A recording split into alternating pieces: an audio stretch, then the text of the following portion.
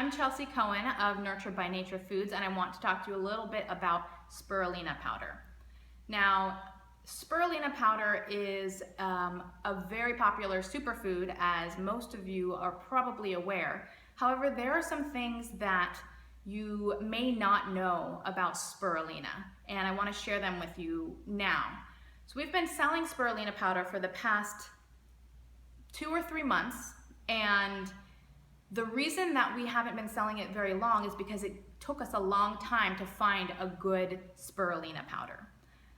The reason behind this, there's a couple of reasons behind this, but the first reason is that we were not able to find spirulina that was organic being grown in the United States. Instead, they use a fertilizer. Most places use a fertilizer known as Chilean nitrate, which is linked to cancer. So right away we found that we were not able to source spirulina in the US. The other important factor is that there are organic spirulina products that are being sold that are substandard. There was a study by Natural News which found that organic algae, which is what spirulina is, organic algae grown in China was less clean than non-organic grown in pretty much every other country that was tested.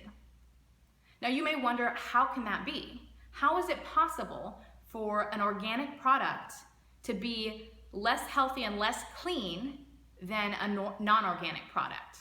That doesn't seem to make sense. And that's the general misunderstanding of what organic is. All organic is not created equal. Organic is a process. It is not an end product. So what happens is that the way spirulina is grown, it is grown in a tank of water. And in that tank of water, the organic process can be built. So all of the things that are put into that tank of water to bring about the growth of the spirulina may be organic, and therefore the process is looked upon by the FDA, and the FDA gives them their organic certification. However, that is where the variables start to come into play, where we say that organic is a growing process, it is not an end product. If any foreign substances come to fall into that tank, the entire batch is pretty much ruined. So one of the benefits of spirulina is that it is like a sponge. It's an algae, so it's like a sponge. It sucks up everything, and that's a benefit to you, because when you have had that night out, with alcohol, or you have some sort of detox that you're going through, you take spirulina, and that spirulina will start to pull the toxins out of your body. That's great for you, but the sponge-like quality of spirulina also has some downside, in that anything that falls into the growing tank in the growing process that isn't supposed to be there, that will be soaked up like a sponge as well. And then you consume the spirulina, and that spirulina ends up bringing toxins into your body, which is exactly the opposite of what you want to happen. So that is how spirulina grown in China can actually be more harmful to you than spirulina grown in another country. Non-organic spirulina that is grown in a pristine growing environment can be more beneficial to you than organic that is grown where its neighbors have a lot of pollution problems. Because what happens is the pollution gets sucked up into the rainwater comes and falls down into the growing tanks, and that polluted rainwater gets all into your spirulina, and that goes into your body.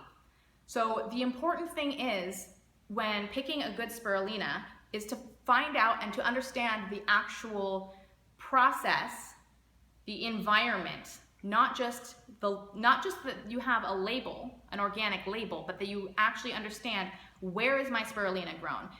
Are there safeguards for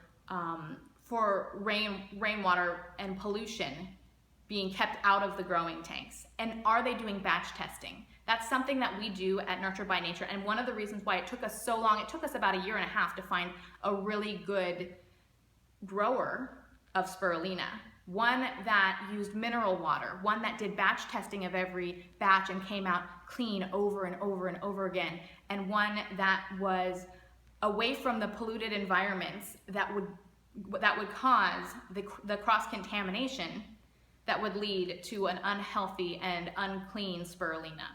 Those are some very important factors to understand when you're picking a really good quality spirulina, and why you might see price differences in the various spirulinas. There are some spirulinas that come from places like Taiwan that are actually a much cleaner growing environment, but are more difficult and more expensive. And so when you see the lower cost versus the higher cost, that might be why you'll see such a disparity in price over one spirulina and another, even though they're both organic. Not all organic is created equal. It's very important to understand, specifically with algae, which acts as a sponge, what happens from the point that it starts growing to the point that it ends up in your kitchen. Hopefully that was helpful to you. If you want to learn more, you can go to nurturedbynaturefoods.com. That's nurturedbynaturefoods.com. If you have any more questions, we have a contact page on the website. Feel free to reach out.